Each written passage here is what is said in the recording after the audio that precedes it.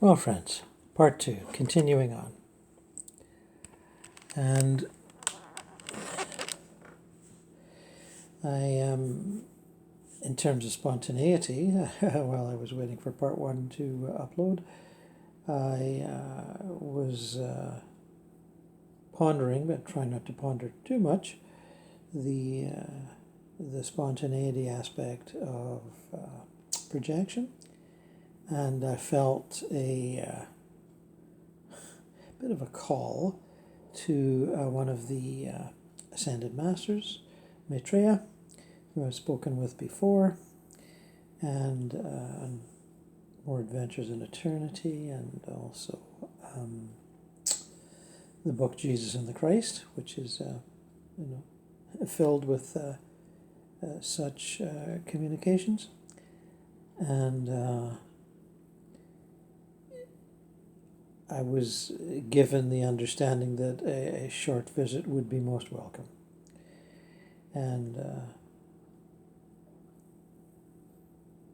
I could preface that by saying that the Ascended Masters, the elder brothers of humanity, as they like to think of themselves and call themselves, wish to relate to us on a level playing field, and wish us to be co-creators in the advance of consciousness, the expansion of consciousness. We have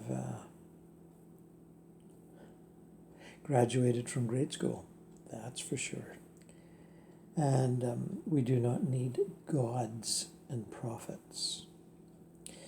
They think, they suspect, they know we need elder brothers who've been out in the world a little longer than us and give us sage advice if we ask for it.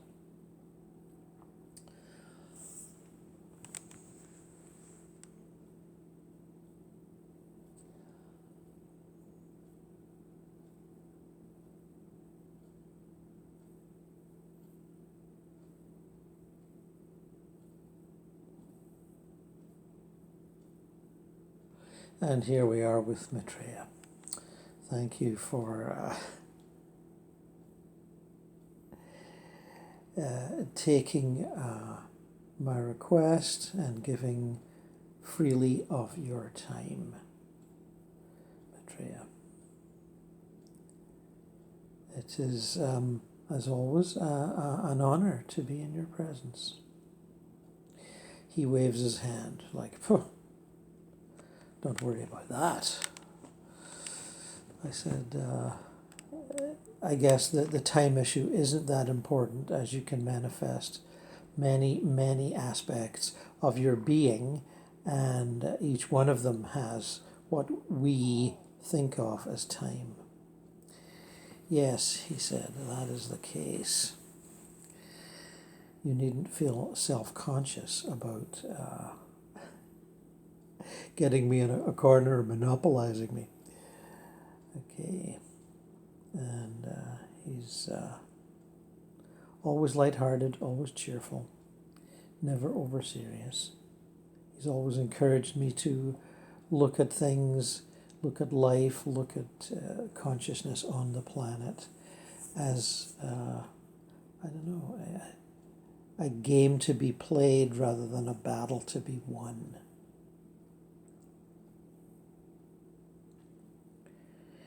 He's saying he likes what I'm doing with this set of exercises. He's pleased to see that I'm back in the game, and it's been some time since I've been so actively involved, and how he knows this I don't know, but I'll just accept it. And he chuckles and says, "Oh, Gordon, I know everything." And that sort of jokey thing, he's very good at that. He says, you're helping to create adepts by showing folks how they can move around the inner planes and be and become who they really are, and not merely beings on earth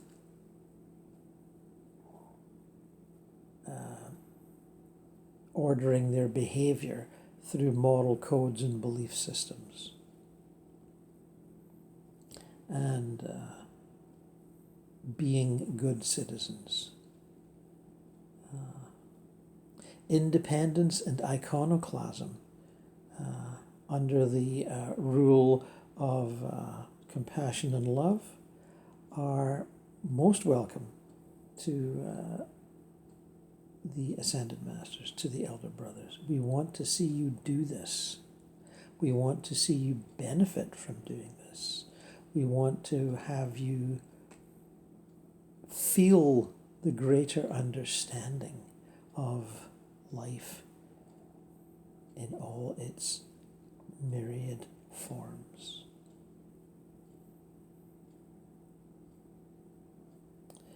I applaud your efforts and will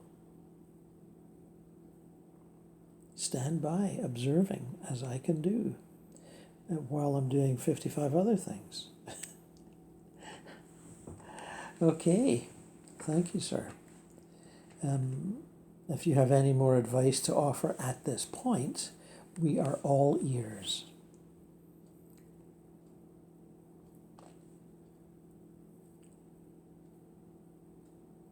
Remember your essential unboundedness and the even more essential unboundedness of the universe as it constantly expands. Remember all the sentience in form that is available to you, that is coming to visit you, that is wishing to interact. Remember, all beings have their agendas, their issues, and their desires, regardless of how technologically advanced they may seem. They still have issues of ego, spirit, morality. Some of them still have to curb their innate aggressiveness. They are not warlike, but they wish to impose their methods and manners upon you because they assume they are better and that you will benefit from this imposition. As I say, not warlike. More a sort of father knows best attitude. And I encourage you not to lay down and accept this without questioning. Always stand up for yourselves.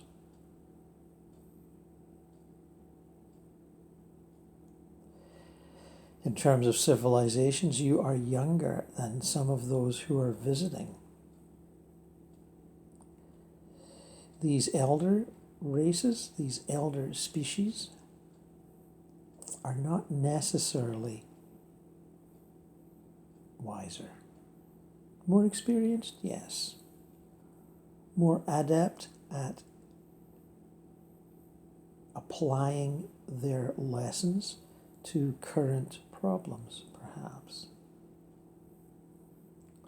And yes, you can learn from them, but you do not have to be neutral or passive or, roll over and have your tummies tickled.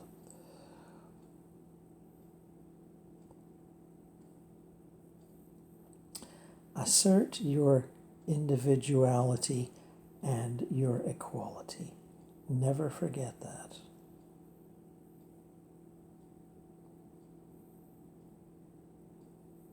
Despite the negative manifestations you may see on the planet from the rest of humanity, never forget you have the great ability within your species to be heart-centered, to manifest all the energies of that heart chakra and be compassionate and charitable and merciful. Some of your visitors are a little more obsessed with being practical.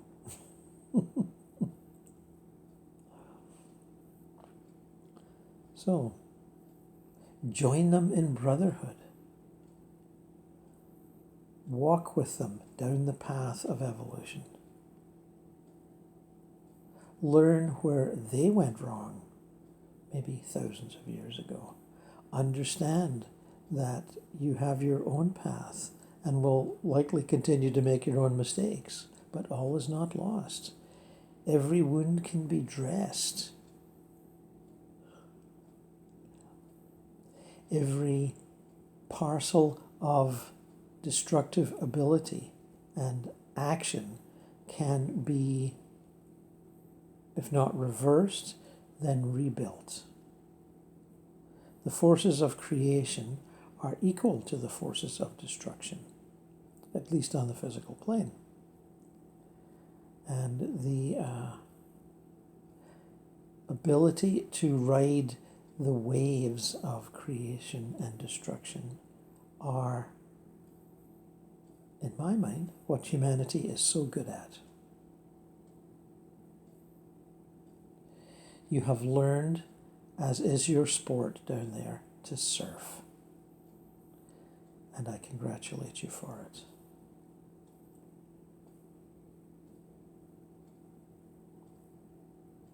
Well, that does seem to be all. And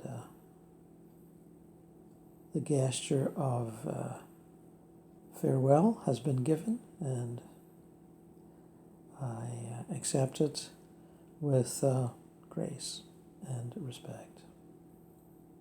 He just said, not too much respect. Keep keep a sense of humor about it all. Okay.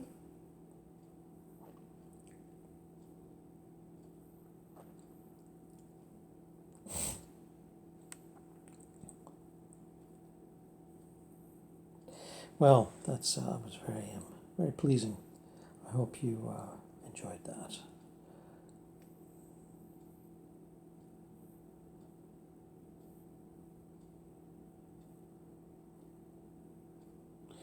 Well, here's if I wasn't surprised at having the idea a couple of videos ago about communicating with the soul energy of RFK Jr., as he likes to be known, Robert Kennedy Jr.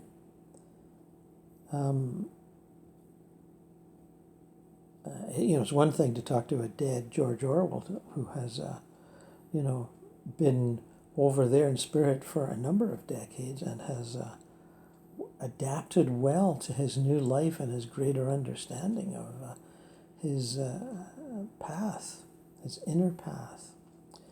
But RFK Jr., who is totally involved in his social activist and political career, the fact that I could talk to his soul while he was still alive, that was interesting. And I think he was pretty interested himself. His guides had initiated that. And those darn guides, well, guess who we're going to interact with now? Vladimir Putin.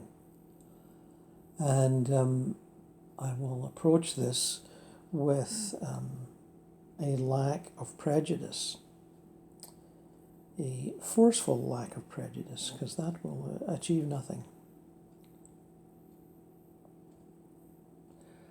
I seem to be in his presence, and it's a soul presence. It's not the physical plane entity, of course. And raises all the questions about connection between the soul energy, the higher self, and the physical personality, the current personality. But those questions apply to us all. How much of your soul is manifesting in your current personality? Think on that.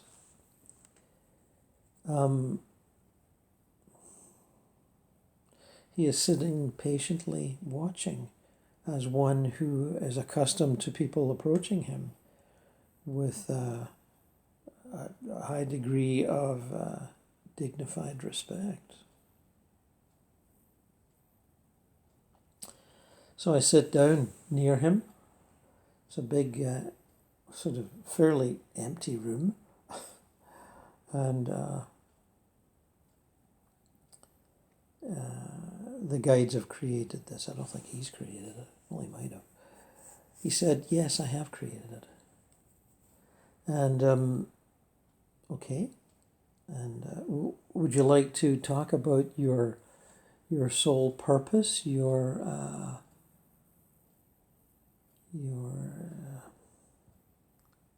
traverse through the political and social and cultural reality of your country?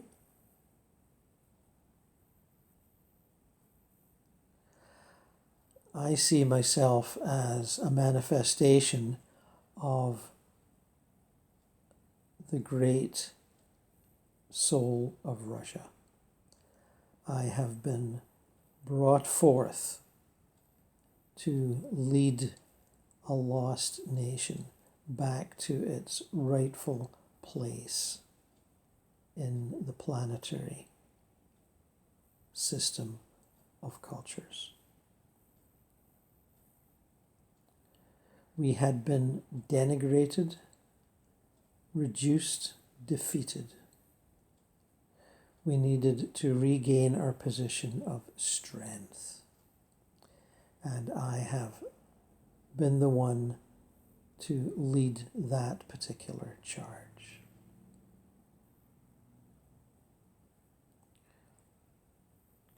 We are an ancient culture, much more ancient than many in the West. And we deserve the respect that that attainment brings with it. Whether enemy or friend, ally or not ally. Sorry, I'm getting a little clumsy there. We deserve that respect.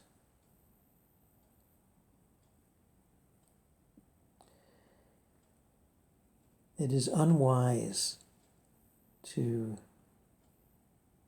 delegate all invidious, hateful behavior and motivation to your political enemies. The West needs to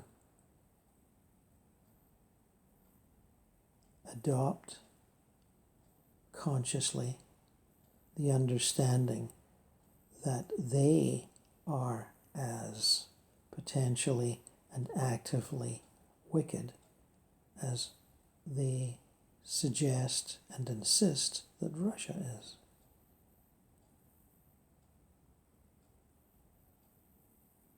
You do not have a deeper understanding, the one that you should have, of the position that Russia is in.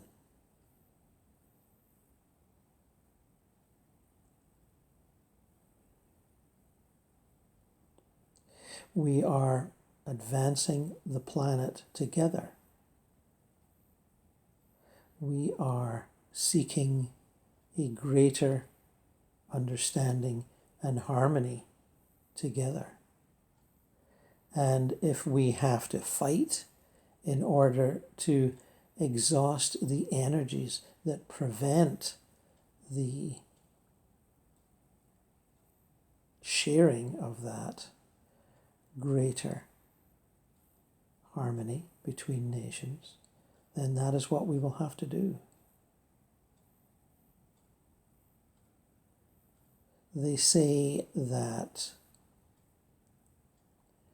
war is an extension of diplomacy on another level.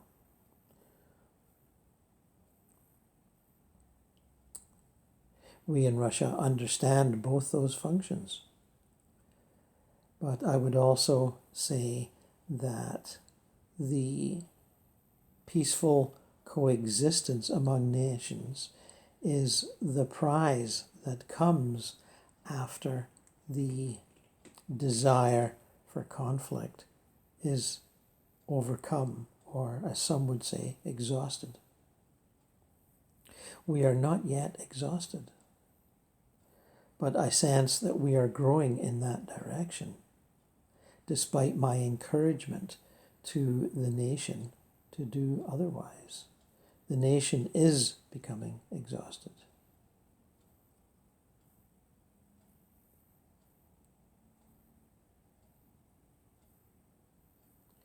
My directives, my wise directives, are being listened to less and less. Once upon a time, I was a hero of our nation, restoring its place in the pantheon of greatness. Now we are paying the price of that assertiveness. And we will continue to do so, I fear. The tables have turned.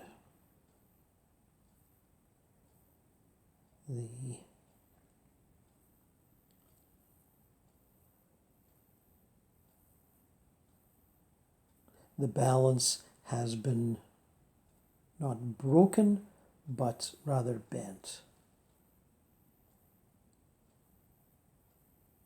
Our ability to create a functioning and creative opposition to U.S. hegemony is fading. It was a success at first. We blunted the power of that aggression with our own, and brought about something of a vision of how things could be if the geopolitical forces were in balance.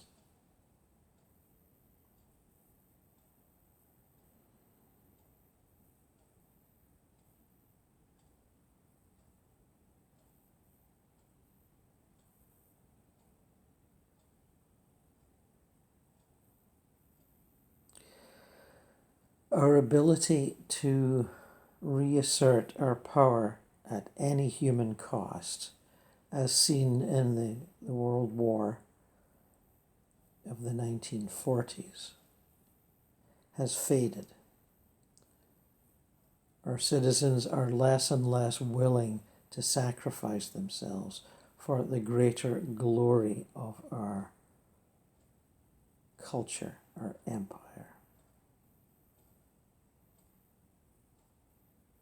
Some have suggested that the age of empires is nearing an end. Certainly some are. We'll see how China continues its growth. Will it start to decay? A matter of great interest to me, I would add.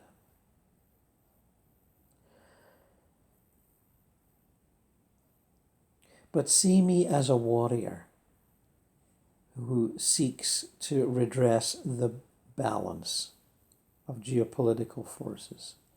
See me as someone who understands the significance of warlike activity if the nation feels oppressed and about to be beaten down.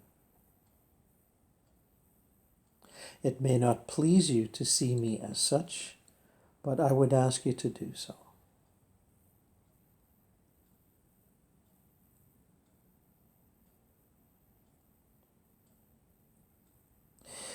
We may be making a giant historical error, but I suspect that history will absolve us, and perhaps me also, as one who attempted to create as well as destroy, one who understood that destruction is a necessary part of fresh creation.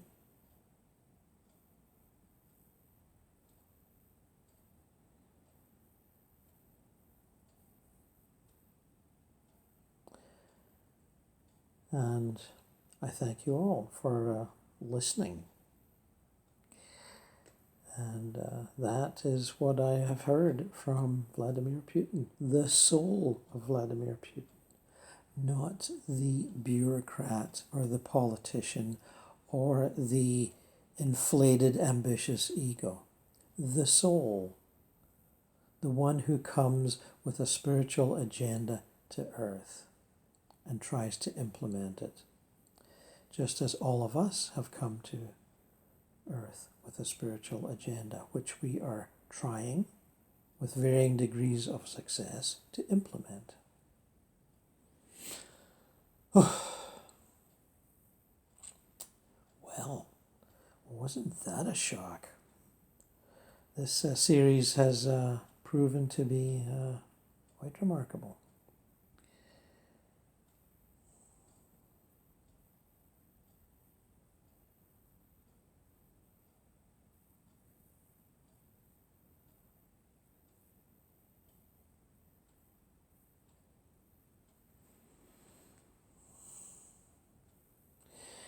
I wonder what people like Anthony Fauci and Mr. Collins have to say about their agenda, or their pharma agenda. Do they still have one?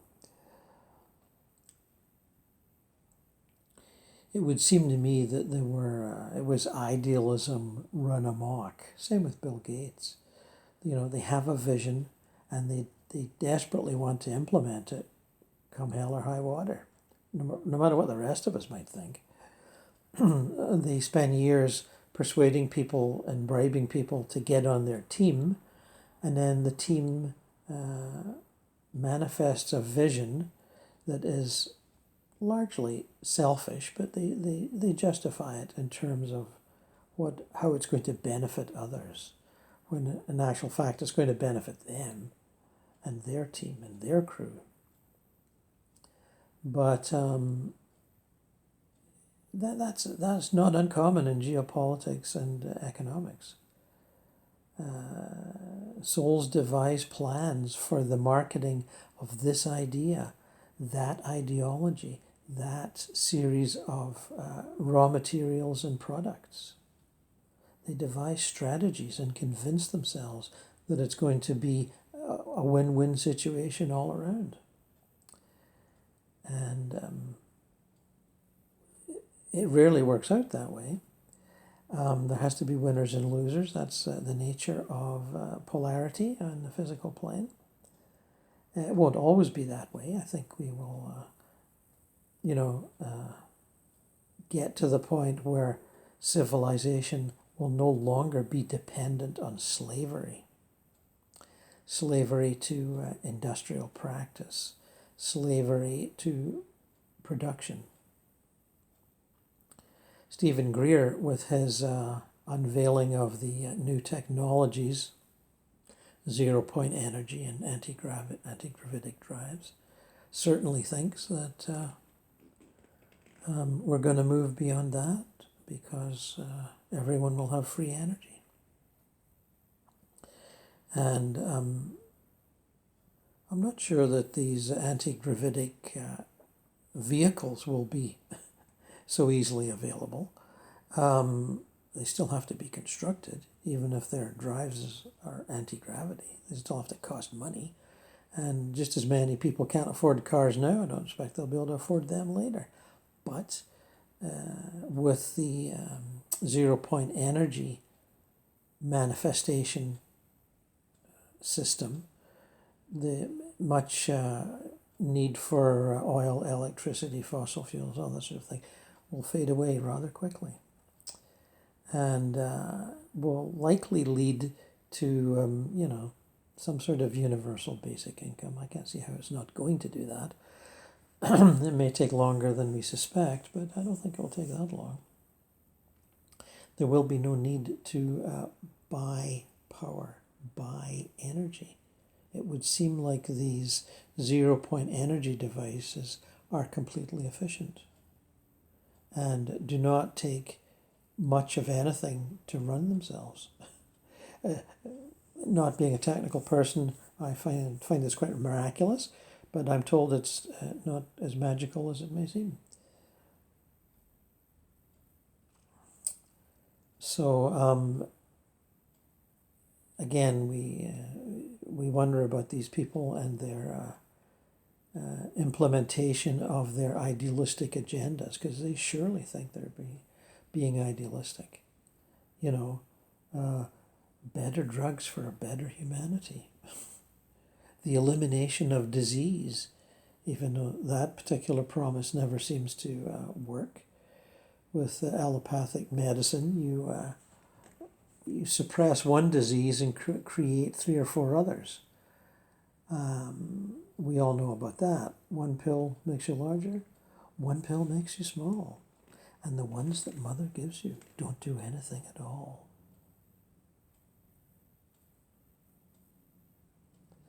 When logic and proportion have fallen sloppy dead, and the white knight is talking backwards, and the queen is saying off your head. What a prescient song that was.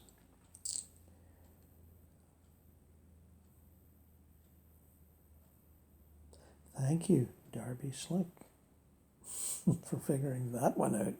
Thank you, Grace, for singing it.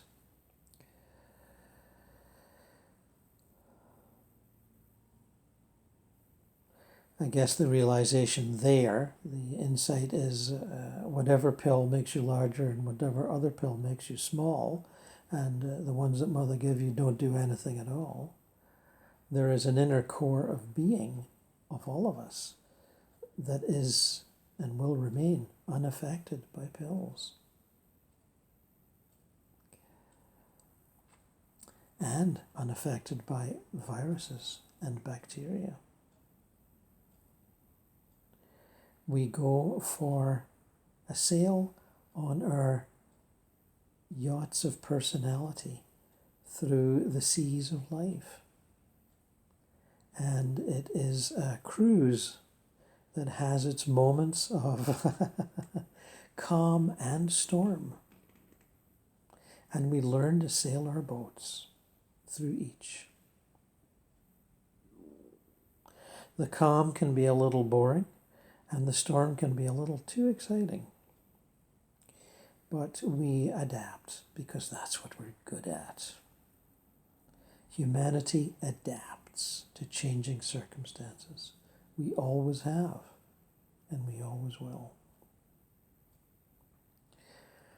When the animals, like dinosaurs, wanted to bite our heads off and eat us, we hid in caves where they couldn't stick their heads in. Now that's adaptation.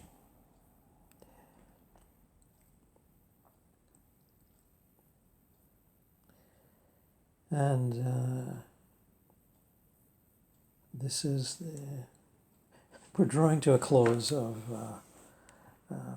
part 7, part 2, second part of series 7.